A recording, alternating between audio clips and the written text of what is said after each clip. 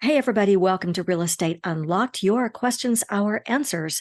On this channel, we talk about insider secrets every home seller needs to know. Today, we have a question from Emily, and her email says, I feel emotional attachment to my house. Hey, Emily, good to hear from you. And here is the answer.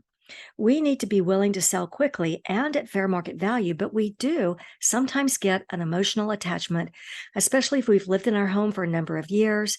Maybe we even raised a family. Maybe we've watched our grandbabies on Sunday afternoon. Maybe we've gone through a divorce, and it's just tough to move on. But we take our memories with us. We take our heart and soul with us. So let's let go of any emotional attachment and put our emotions into our photos and videos and keep those close to our hearts. Sometimes there's a new family who will love our home just as much as we did.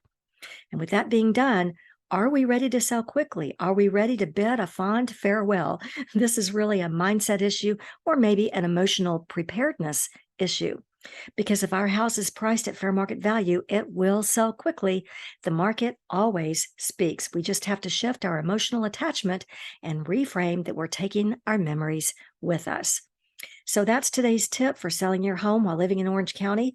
My name is Remy, like Do Remy. I'm an award-winning designer, a best-selling author, and a top-producing real estate agent who's worked across 4 states. My team and I get calls every single day from people just like you with questions to ask your agent before selling your house. And we love hearing from you.